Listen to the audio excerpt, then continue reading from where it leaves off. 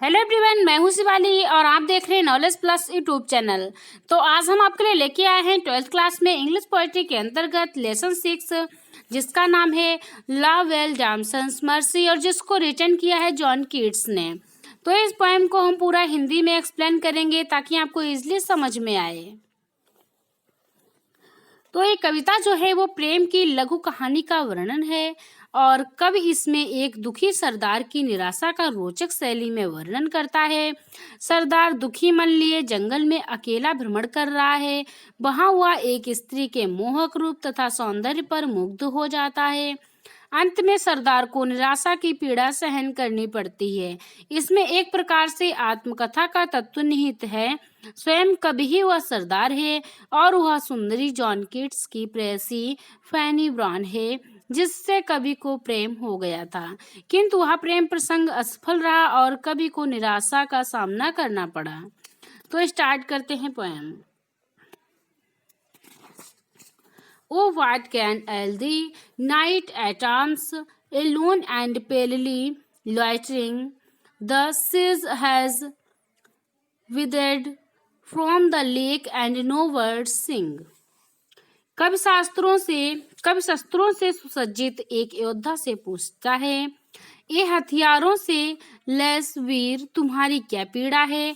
तुम अकेले भ्रमण कर रहे हो, दुख के कारण तुम्हारा चेहरा पीला दिखाई पड़ता है। झील के पास की घास मुरझा गई है और किसी पक्षी का कलरव नहीं सुनाई पड़ रहा है। आशा यह है कि जाड़े की ऋतु प्रारंभ हो गई है। Oh, what can ail thee, night at arms, so haggard and so wagon? The squirrel's granary is full and the harvest's done. ए सशस्त्र योद्धा, तुम्हें क्या कष्ट है? तुम इतने थके और दुखी क्यों हो? गिलहरी ने जाड़े के समय के लिए अपना भंडार अनाज से भर लिया है। फसल कट चुकी है, अर्थात जाड़ा बढ़ जाने के कारण कोई बाहर दिखाई नहीं पड़ रहा है। I see a lily on the brow with anguish moist and fever dew, and thy cheeks a fading rose fast withereth too. मैं तुम्हारे मस्तक पर कुमुदिनी का फूल, लिली का फूल देखता हूँ, अर्थात खून की कमी के कारण पीला पड़ गया है, और तुम्हारा ललाट मन की चिंताओं और दुखों के कारण पसीने से भीग गया है। तुम्हारे गालों के गुलाबी रंग का सौंदर्य फीका पड़ गया है। I met a lady in the midst, full beautiful, a fairy's child. Her hair was long, her foot was light, and her eyes were wild. तो क्या है?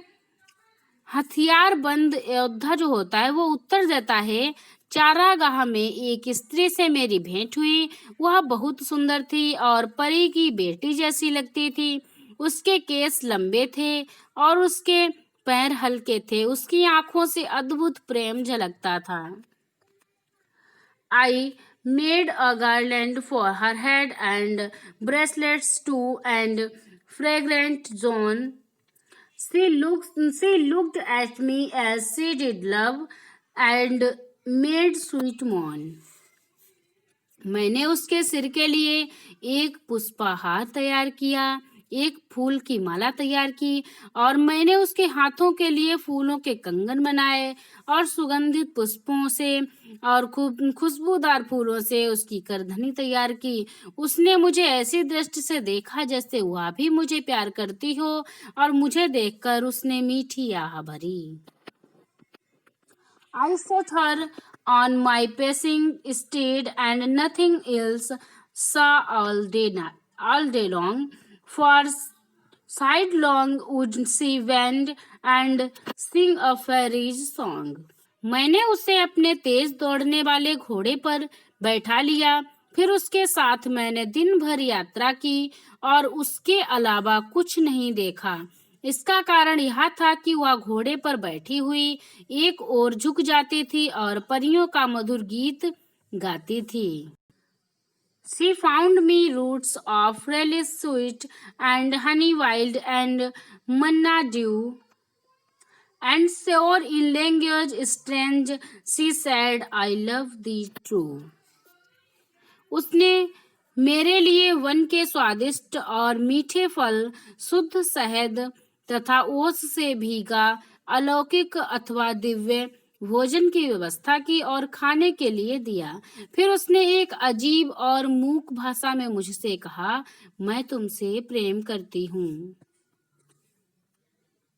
She looked me to her elfin grot, and there she wept and singed full sore, and there I shut her wild eyes with kisses for.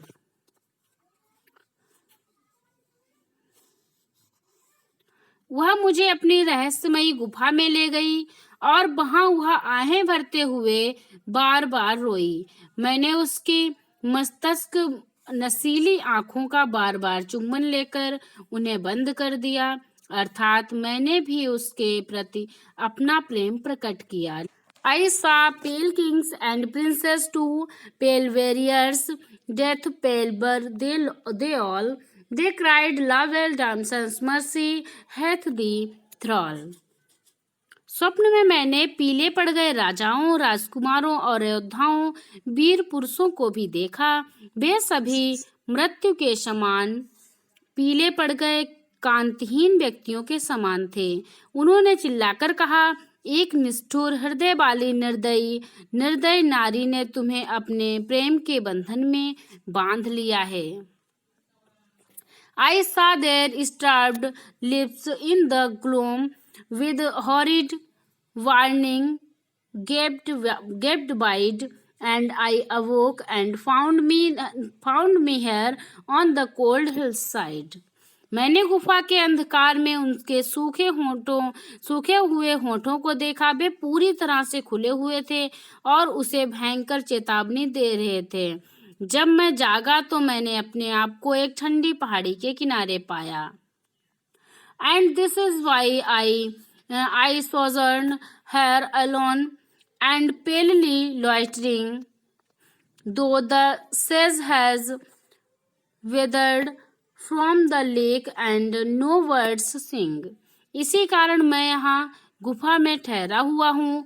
शोक संतप्त दुखपूर्ण अवस्था में मैं इधर उधर घूम रहा हूँ और झील के पास की जंगली घास ठंड के कारण मुरझा गई है और कोई भी पक्षी गीत नहीं गा रहा है।